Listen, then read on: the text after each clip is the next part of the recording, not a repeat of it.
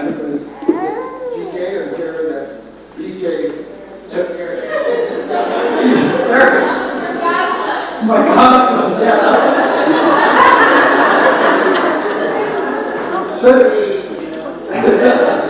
The middle one, all right.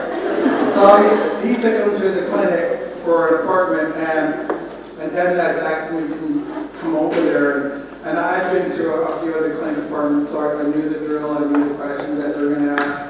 And so I went over there and kind of did a handoff.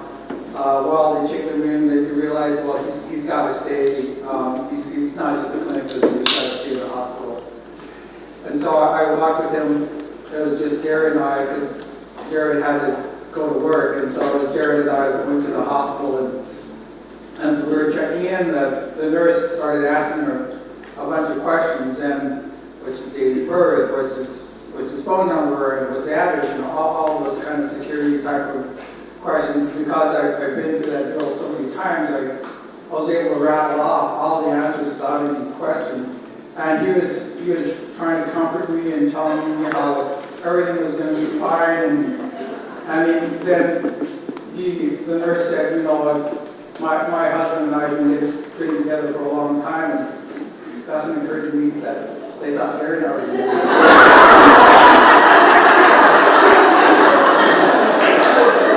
Sometimes you pay to know too much.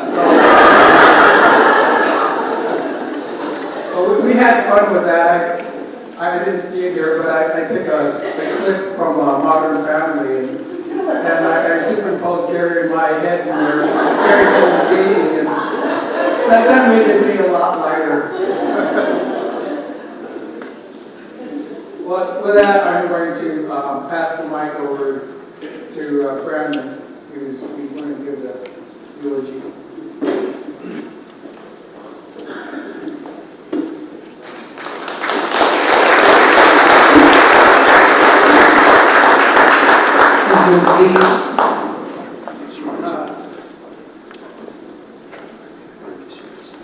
Thanks you guys all for being here. This is amazing. We weren't sure how big of a venue to get because we weren't sure how big Dad's family was, and to see you guys all here right now, it means a lot to us. This place is way more packed than we ever would have thought, so I just want to thank everybody for that. I had to write down some things because this would be tough. For those of you who don't know me, I'm Brandon, the oldest of Gary's 3 sons. Words can't begin to express how much it means to me and the rest of the family to have all of you here in one room to celebrate the life of Dad. I can see his smile, hear his laugh, as if he was here with us right now, seeing all of you together under one roof. Dad'd be having the time of his life right now, laughing, joking, telling stories, reminiscing. I want to thank you all again for being here. To everyone that visited Dad while he was in the hospital, stopped by the house, brought over flowers, food, sent cards. Thank you so much. It meant so much to both Mom and Dad to see how many people cared about him. To everybody that helped plan this celebration, me, Mom, and the brothers, we can't thank you guys all enough. We love you all. Everyone who brought food, thank you for your generosity in adding 10 pounds to my midsection. Everyone who flew in from out of state, out of country, thank you, Pilar. Pilar lives in London and she flew in for this, guys, so thank you, Pilar. I can't thank you all enough. To all of Mom's work friends from Lake Powell, Nintendo, Community Transit, thank you guys all for coming.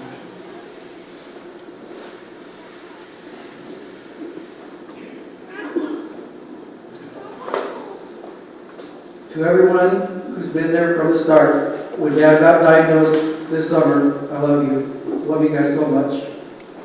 It means so much to see how much love there was for our family. Uncle Dean and Auntie Faye, you two have done so much for us these past months. For those who don't know, Dad spent weeks, sometimes months in the hospital. Mom never left his side. That was till everyone in the house caught COVID. When that happened, none of us were able to be next to Dad while he lay in the hospital bed. Auntie Faye and Uncle Lee didn't even hesitate to be there for him, spending the night right next to his side, not letting him be alone, helping him fight. Thank you two so much for everything. I love you. Not everyone knows Dad's full story. Some of you only know bits and pieces, so let me try to help fill in some of the gaps from Dad's life and who he was as a person. Gary William Hurst, a man of unwavering kindness and boundless generosity, passed away peacefully on December 20th, 2024 in Kirkland, Washington, at the young age of 63. Dad spent his final days surrounded by family and friends, listening to stories about his remarkable life and countless hearts he touched. Born in Sanford, Florida on March 7th, 1961, Dad was the beloved son of Anita and Bill Hurst. From an early age, Dad's infectious smile and easygoing nature hinted at the extraordinary man he would become. After moving around the country growing up, Dad's family eventually settled in Oak Harbor, Washington, when his dad retired from the Navy. Dad's sisters, Irene, Mary, and Judy, loved to tell stories of how Dad would get away with torturing them when they were kids. Grandma would pretty much let Dad get away with murder. Dad attended Oak Harbor High School, where he met Mom, the future love of his life. Their love blossomed into a lifetime partnership when they married in 1984 and began building a life together. Recently celebrating 40 wonderful years of marriage, Mom and Dad shared a love story filled with emotion, laughter, precious time with family. Together they raised 3 sons, me, my younger brothers, Jared and Gary Jonathan, or some of you know little baby GJ. Dad cherished the moments spent camping and fishing with his family and friends and found immense joy in watching his boys play sports growing up. Dad took great pride in the amazing men we've become, especially me. We're still waiting on the other two.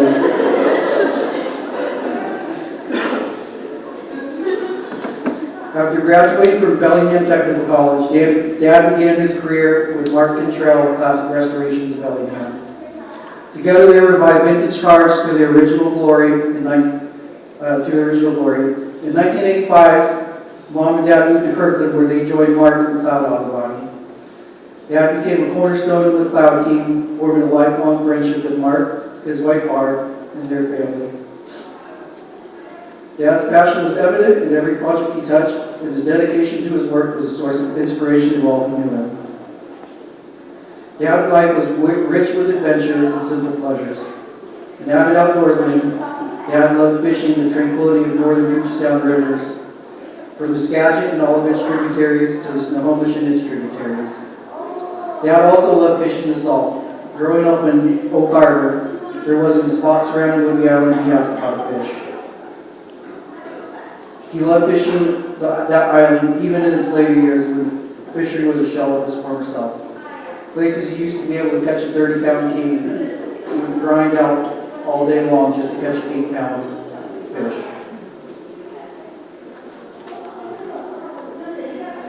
Hawaii also held a special place in Dad's heart, where he and the rest of our family took numerous vacations. He used those vacations in Hawaii to enjoy deep-sea fishing for tuna, especially with his brother-in-law Eric. In his younger years, Dad enjoyed camping and hunting trips with childhood buddies Jerry Zimmerman and Doug Tochet. His most recent passion was learning to play golf, polishing his swing in Bozeman while visiting G and his girlfriend Nicole. Dad's love for the outdoors was matched only by his love for people. Dad's selflessness knew no bounds. He was always ready to lend a helping hand, often before being asked. His positive outlook and kind spirit left an indelible mark on everyone he met. A conversation with Dad felt like reconnecting with an old friend, even if you'd only just met him. His kindness and warmth continued to inspire those who were fortunate enough to know him. Dad's legacy is one of love, friendship, and unyielding dedication to his family. In addition to my mom and me and my brothers, Dad is survived by his siblings Irene Bourne, Mary Hurst, and Judy McCormick. Niece Carrie Clements, nephew Shane and Kyle Hamilton, and their families, and his extended family on my mom's side. There's way too many to list, we'd be here all day. His kindness and warmth continue to inspire those who are fortunate enough to know him. Dad's legacy is one. Oh.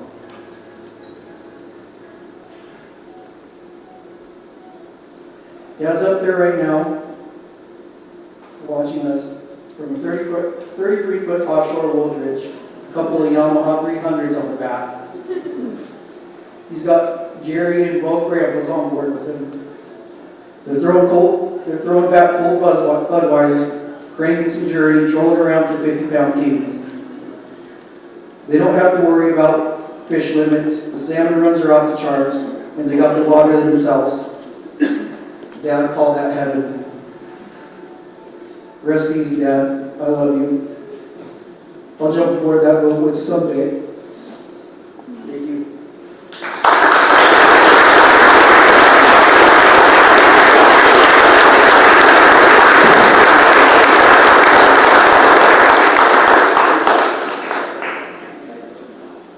Thanks, Brian. That was really nice. Next we have Jerry. I wrote this poem for my dad. He cast his lines from a short boat where fish run deep and dreams would float. With family near and friends so true, he shared the peace, waters new. At home, the trader's smoky glow brought feast of love that he bestowed. With every meal, his care shone bright, a gift of warmth, a pure delight. He loved his friends, his family more, their laughter echoed on every shore. Proud of the lives he helped to grow, his heart was full, it always showed.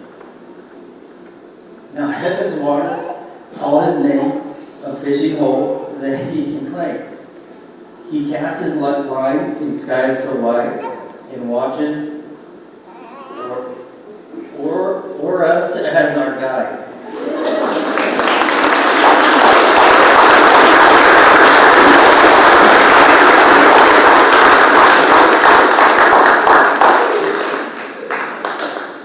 Hello. Okay. My name is DJ, the youngest and the favorite.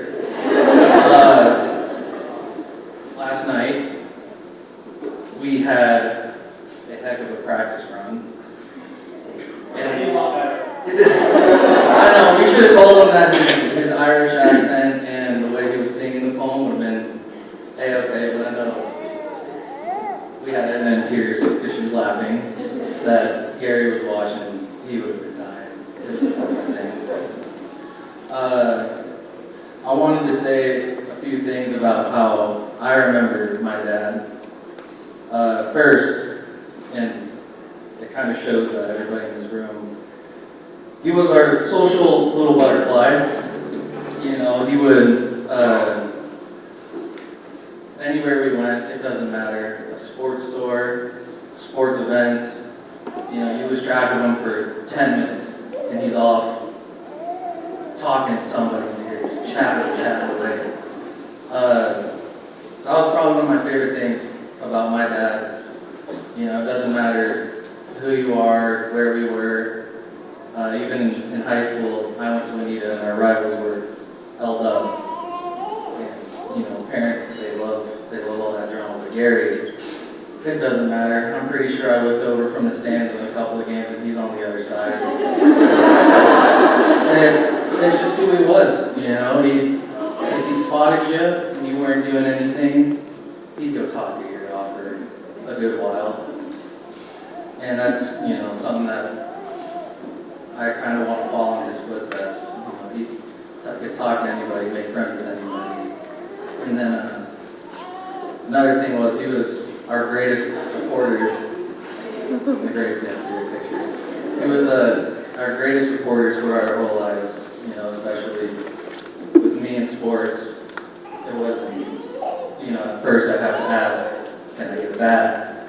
I need this, I need that, and then eventually it turned into him calling me out of the blue, hey, you need anything? I say, nope, but I'll take some stuff.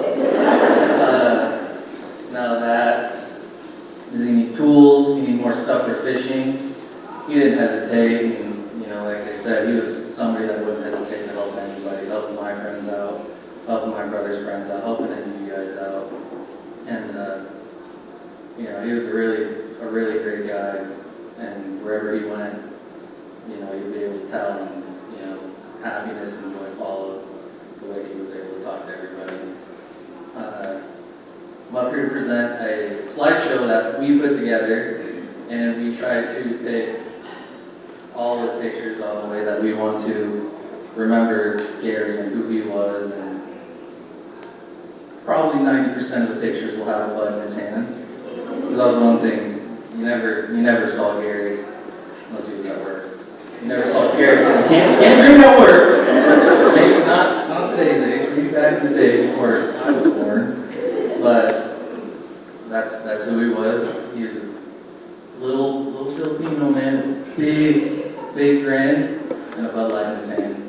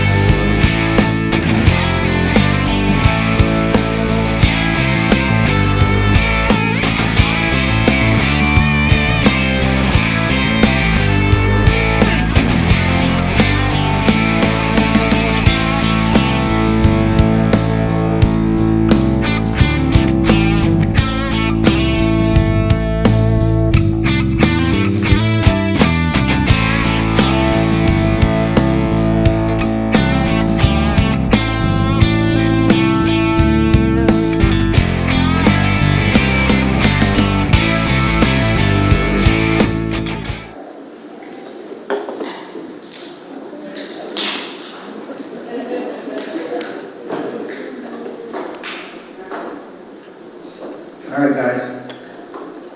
So for those who didn't know, Dad was a Bud Light drinker. If you try to give him anything else, he usually say no.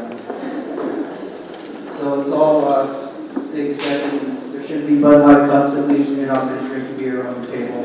Or if you're too young. Go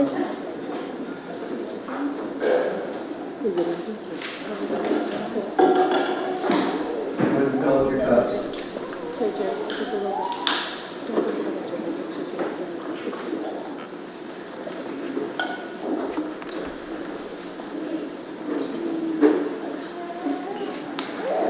This one's for you, Dad. We love you, miss you. This one's for you. Here.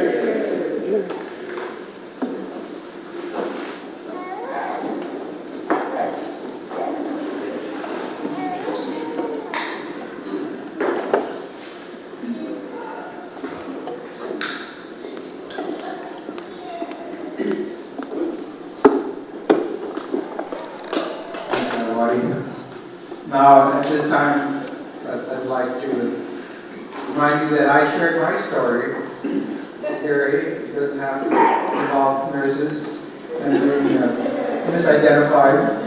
But I'd like you guys to, you've had some time now to come up with your own story about Gary and some of the good times we've had that we could all share and remember the different aspects and how wonderful a person he was. So please, raise your hand. Tina has a microphone over there.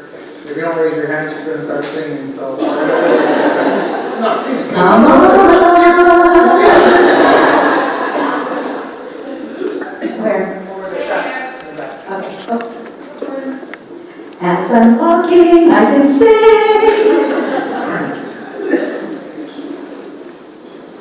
Okay, thank you. Hey, Julie, here we go. My name is Julie. We had a lot of fun. He was probably on time for his hair 60% of the time. Otherwise, he was extremely late with a big story or didn't come at all. And I would call him and say, Gary, and he'd say, oh no, that wasn't for today. And he would argue with me. This is no, that was tomorrow. It's tomorrow. So, we love Gary and I'm Barb Cantrell, and I had the honor of working with Gary for over 40 years. We grew old together, we raised our families together, and Gary stood shoulder to shoulder with us as we built our company. Gary started working with my husband Mark back in 1980, straight out of high school, and stayed a dedicated and loyal employee to Mark and the company all these years. When Mark left Bellingham and started a new shop in Kirkland, Gary and then packed up and moved along too. In the early days, Mark and Gary's beginnings, they did more restorations instead of collision work. The two of them have built some of the most beautiful collector cars out there. Ford Mustangs, Shelby Mustangs, Ford Thunderbirds. They did two 53 Mercedes-Benz ground-up restorations, and the crown jewel of their restoration years was a 32 Automobile Speedster. These cars all came into the shop in boxes, pieces of cars, nothing assembled. What I thought looked like piling heaps of rubble. Mark and Gary spent hundreds of hours and late nights together, and yes, a few brewskis later. And then I joked that we'd both be retired right now if we had a nickel for every beer these two would drink together. Out of those piles of rubble, these two men would turn into beautiful show cars, win top prizes at world-renowned car shows. The attention to detail and care went with each of our customers' cars as it did those beautiful restorations. His hard work and knowledge is what made our shop the best in the Northwest. He had a gift for always making our customers feel confident and their car was in the best hands possible. Lord knows he had a gift for Gab, and people love to hear one of his many stories of family, fishing, and friends. Now I'd love to tell you that we were one big happy family working together 40 plus years. But you know, when you work with people that long, you turn into family. And like all brothers and sisters, we did butt our heads now and again. One thing Gary and I butted our heads on is I'd have an office full of people waiting for an estimate, and Gary would be out there sharing one of his stories, laughing and telling a big tale. I'd nervously tell him, Gary, I've got an office full of people, you gotta go faster. He'd reply, Barb, this is how I do things, and I'm gonna keep doing it this way. So I can't tell you the joy it would bring me when Gary would ask me to pick him up from Honda Kirkland when he would need to drop a car off for service work. I'd jump in my little two-seater convertible, race up the hill to pick him up. Now, if you've ever been with Mark and my husband, or Gary and my husband, they drive like 80-year-old men, slow and steady. So I'd get Gary in the front seat, drop it down to first gear, and go ripping out onto the street, and hear Gary go, damn it, Mark, you're gonna kill us! And me being able just to turn to him and say, Gary, this is how I do things, and I'm not gonna change. With a shitty grin and him just bust out laughing. Sweet revenge. Oh, how I'm gonna miss that sweet smile. His contagious laughter. His one-liners that cracked up only him. The shop feels a bit emptier without his strong and confident presence walking about. He's a loss I'm sure we'll never be able to replace, nor will we. One of the last conversations I had with Gary, he was in the UW hospital. Mark and I drove up to Vancouver to see Bruce Springsteen. Friday night show. Saturday morning, Gary was calling, wanting to know all the details on the show. How was it? Did he sing good? How I wish him and Ed could have been with us instead of laying in that bloody hospital bed. Bruce closed out his concert with a beautifully poetic song called I'll See You in My Dreams. I've listened to it 100 times since I lost my friend. I'd like to read a few verses in closing for you today. The road is long, it seems without end. The days go on. I remember you, my friend. And though you're gone, my heart's been empty, it seems. I'll see you in my dreams. When the summers have all come to an end, I'll weep and live and laugh again. I'll see you in my dreams. Yeah, just around the river bend. For death is not the end. I'll see you in my dreams.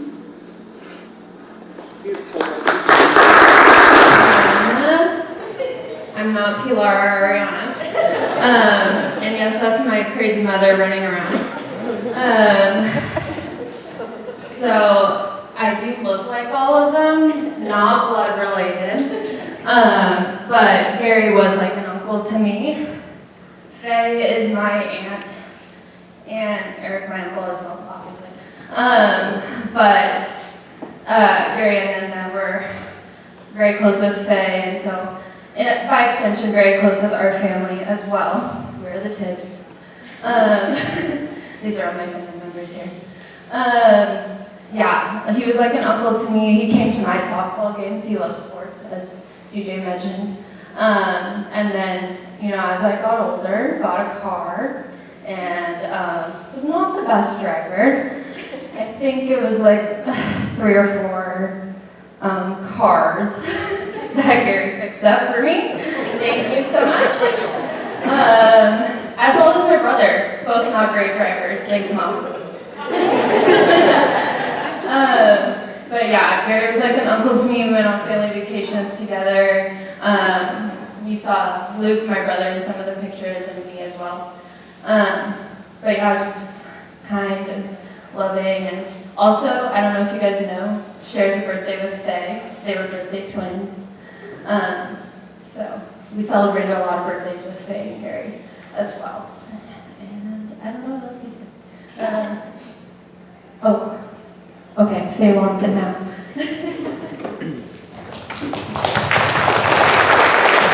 So I'm Faye, and I'm old school like Barb, so I have to read mine. But I'm Edna's youngest sister. Gary just wasn't my brother-in-law. He was my birthday buddy. We shared the same birthday, March 7th, not 3rd, Brandon. Over the years, our families would celebrate our birthdays together.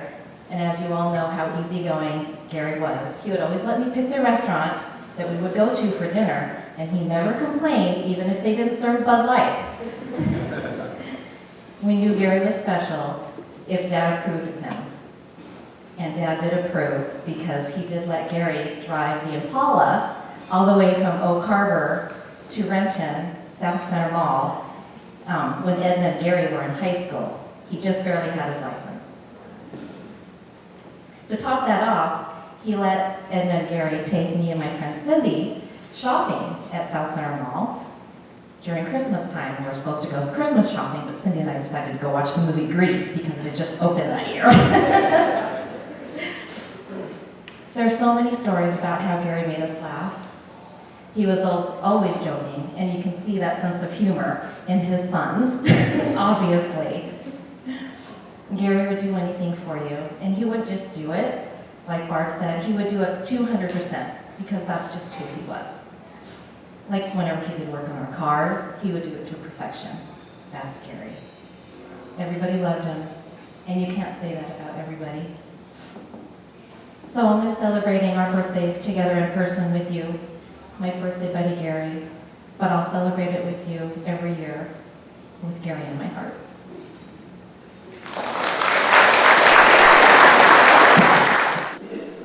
Okay, favorite. You don't need to remember my name, favorite words. Just a lighthearted story. Some of the pictures in there where I was a kid. We'd go to a place called Trout Lake all the time to go fishing when we were kids. And Gary has his way of fishing, which is drop a line in, crack a beer, and just start trolling. And if you got 3 young kids in the boat, we're not going to want to do that. So instead, we all had our poles in our hands, and all we want to do is just cast and cast and cast. And he started getting frustrated. He said, "God damn it, one of you kids are going to hook each other if you keep doing that. Just drop the line and leave it." Yeah, we didn't listen. That's boring. He didn't want to do that. And 30 minutes go by. He finally had enough and stands up and goes, "All right, let me show you kids how it's done." And I'm sitting down here to his left because he took my pole. And I was like, "All right, let's see what you got." You know, he drops the reel and he gets ready to cast.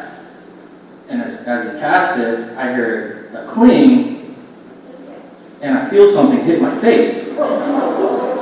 And he goes, "What the hell?" and starts pulling on his rod. I'm like, "Ow, ow!" And he's like, "What? Because he's getting all frustrated because his cast was terrible, because you'll hear in a second. He's like, "I think I got something." I'm holding the side of my face, like, no, you don't. You got me.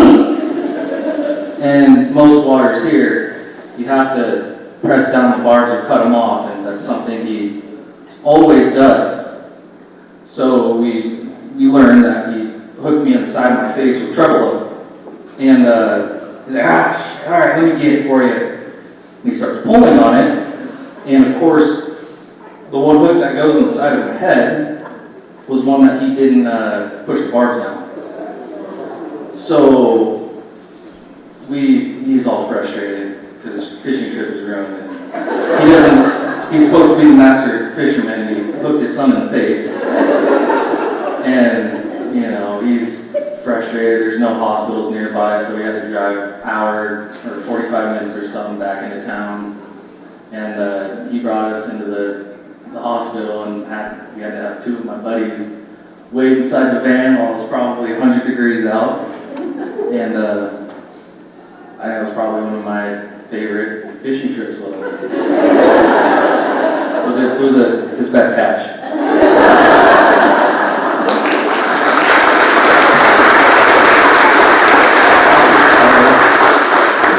I'm Blake. I'm Edna Gary's white kid.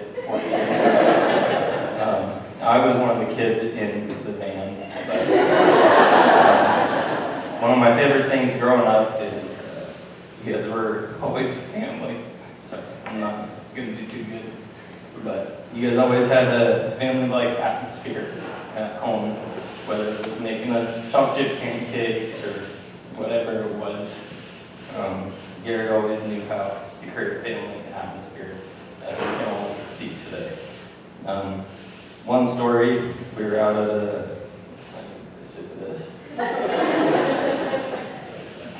at a baseball tournament, and my dad, he got a very bad migraine.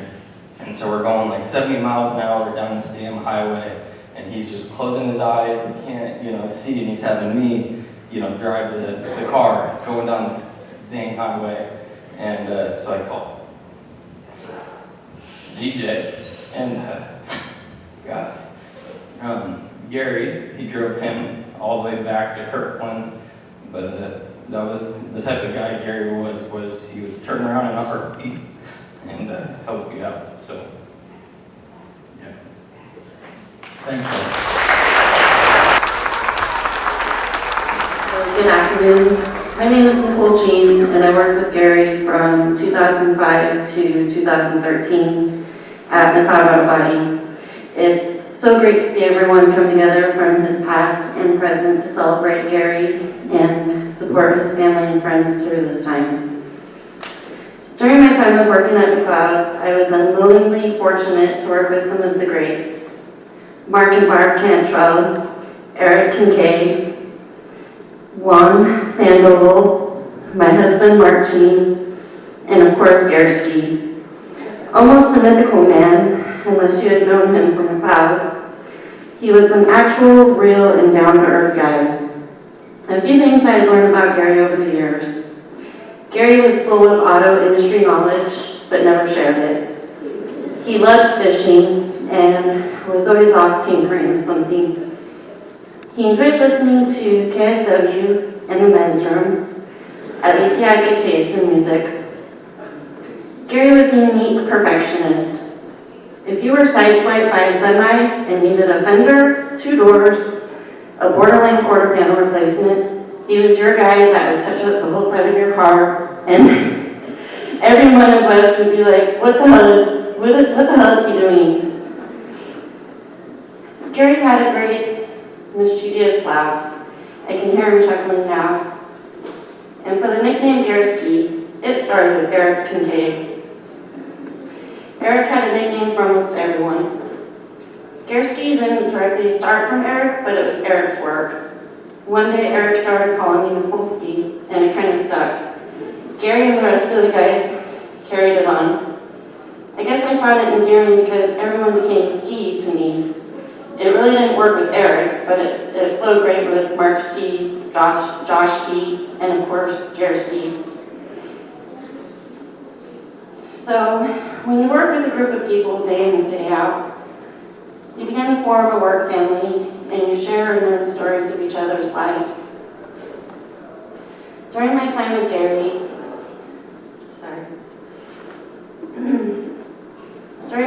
Gary, he inadvertently shared his love for his family.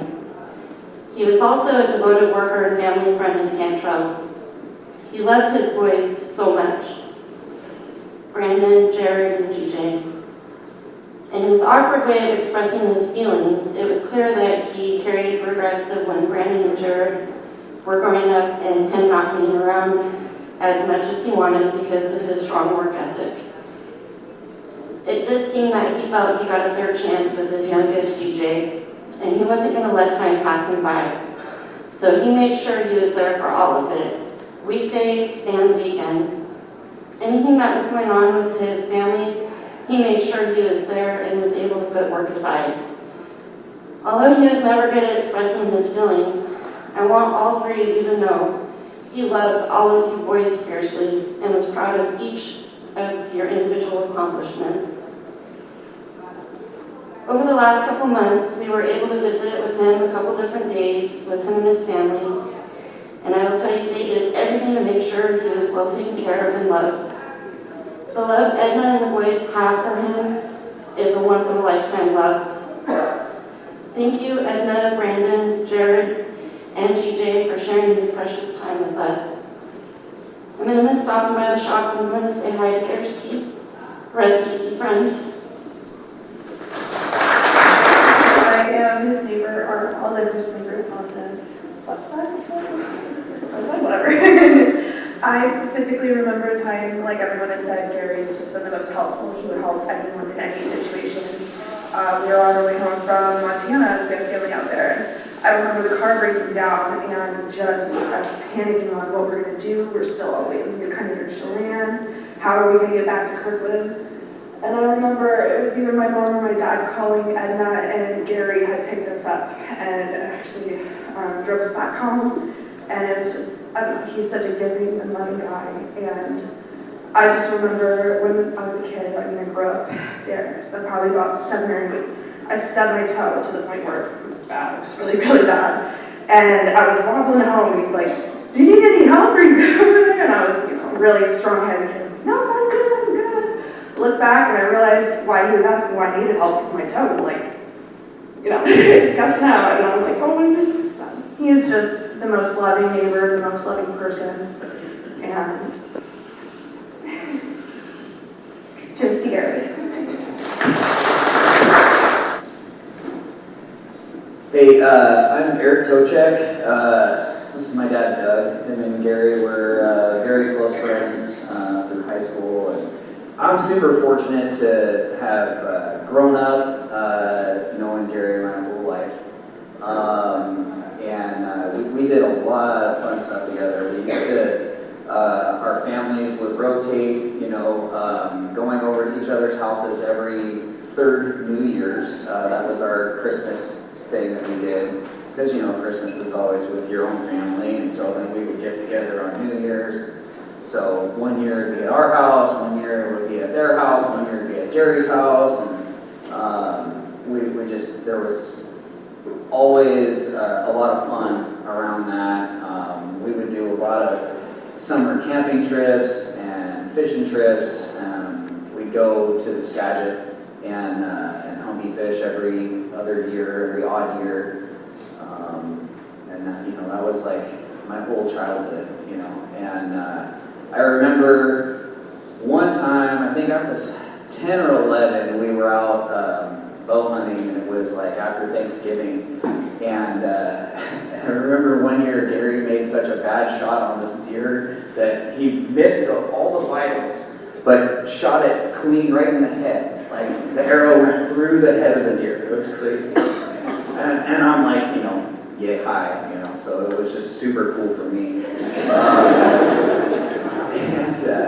I remember another trip, it was one of our summer trips, and it was obviously an even year because we weren't fishing. We went to Leavenworth, and we got a cabin out there, and we brought dirt bikes, and we were riding in logging roads and stuff.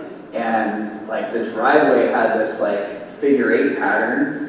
And so we were riding dirt bikes in this figure 8 pattern, and Jared and I collided with each other, and he flew over the handlebars and gets up and starts doing this with his shoulder, and it turns out he broke his collarbone right there, and that was another exciting adventure. There's been a lot of memories that I have. I think one of the more fun ones I had as well, I was probably 16 or 17, and Gary and my dad were out camping out in kind of near Wenatchee, over on the east side. And I drove over there, and I got there, it was kind of late, and Gary had just gotten this new 9mm pistol, right? And he was like, it's already dark out. He's like, hey, Eric, you want to shoot this? And I'm like, well, it's already dark out, but sure. And so I don't know how long they had been there, but obviously they were, there were a few beers deep. And so we had some beer cans. I went and hung them in the tree, and he got his big spotlight out, and I started shooting, and I'm like, 1 shot, 2 shot, 3 shot, and he's like, shoot it faster! So, he starts yelling at me, and I'm like, okay, and I'm just like, bah, bah, bah, bah, bah, as fast as I can, and I probably didn't hit anything, because you couldn't really see anything, but it was just a really fun memory for me. So there's been a lot, and I'm really fortunate to have grown up in that, with that part of my life, and I'm really fortunate to have the Hurst family in my life. So, thank you guys, and toast to Gary. full of knowledge on the work-related work home stuff. Gary could face almost anything, but it was always on his time. I would constantly find myself asking questions, and he would always have the answer. He was filled with wisecracks. He loved messing around with people. For example, a customer would come in, get an estimate, and ask, how much to fix, blah, blah, blah. Straight face Gary, you did it right away, 10,000. After a few seconds and the customer was falling over, he would melt out of laughter. It was always seemed to like the conversation on religion. For the time I told him I was getting married, and he had a straight face, no pause, or even a grin on his face. Don't do it. But unlike the customer in the story before, he never laughed. I would tell him stories or ask for advice on other matters, and he would always respond. I told him from the beginning, don't do it.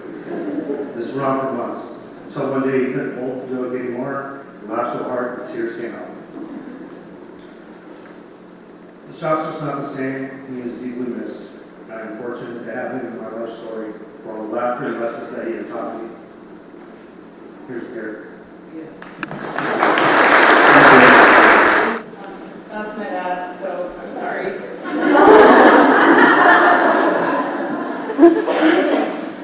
Obviously, we've heard a lot about what a great sense of humor my Uncle Gary had. When I was 14, I became a vegetarian.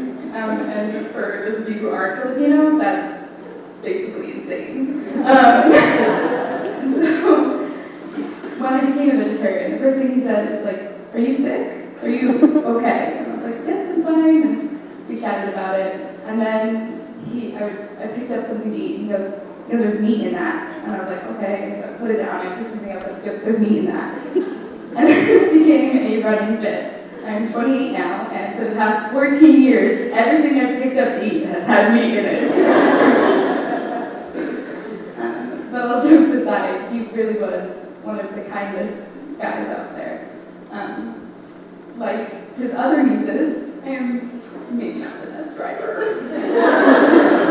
And when I was 17 and had my license and had my own car, I was driving to school. I parked in a very dark, very narrow parking garage. And one day, I was late, and I had a carpool who was stressing out because they were also late, and I flipped just really lightly, really lightly, the car, the car next to me. And the guy was really nice, and I was like, listen, my uncle works at a body shop. So maybe you can take the car there to get it fixed. And he was like, yeah, sure, that's actually really close to my house, so that works out. Awesome. He took the car, and Uncle Gary fixed it up brand new. This kid was rich, so the car was really nice. And I was really scared. But the next day he came back after his car was all fixed, and he goes, your uncle's the nicest man I've ever met in my entire life. Yeah, he goes, he's so cool. And then he went on and on, because I guess he and Uncle Gary had a long conversation about vintage cars. I barely knew this kid, and I had no idea he was into vintage cars. But I ran into him 3 or 4 years ago, and the first thing he said was, how's Gary? And so I think that just goes to show what an amazing and funny guy he was. And so Gary's 2 years younger than me. In reality, these women are more mature because I was very good friends with Gary and the big girls. So I didn't know Gary real well, but everything everyone said was Gary. It's not a lot. People just sometimes, oh, wow, he really was. He really was. He was awesome.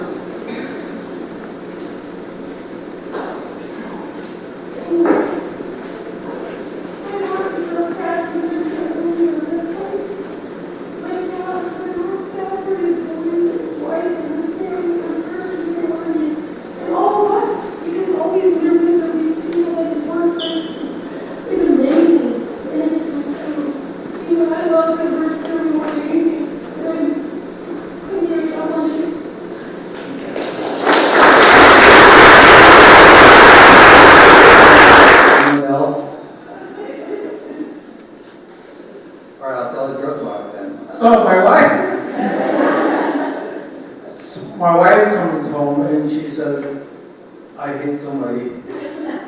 And she goes, but he was on the phone. I said, okay, that's understandable. Then she said, and he was drinking a beer. I said, okay, yeah, that's really understandable. And I called up Gary, and he looks at the police report, and Gary says, yeah, and he was on the porch.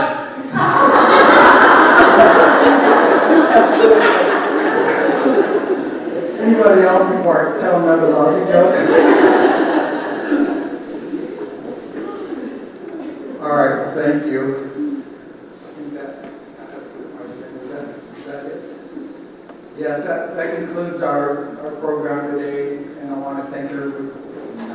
Just kidding. I was going to say one last thing. So if you're not comfortable with sharing a story, there are some cards on the tables. If you just want to jot down a story for Ed and the boys and the sisters to read, words of comfort, any message you want to provide to them that they can read later, that would be wonderful. No pressure. Also, please make sure you sign the guest book along with a way of contacting you so we can send you a thank you note.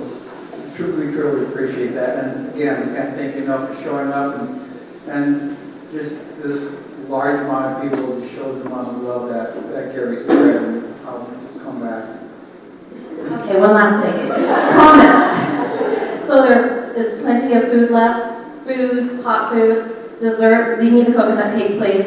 But there are to-go boxes also provided. So Filipino way is to pack your food, take it home with you, have it for dinner, lunch tomorrow. Please. Don't leave us any. Except the coconut cake. And they're not rolls for me. But thanks again, and do take some fruit. That's the tradition, the to-go packages, the care packages we call it. It lasts pretty well. All right. Thanks again.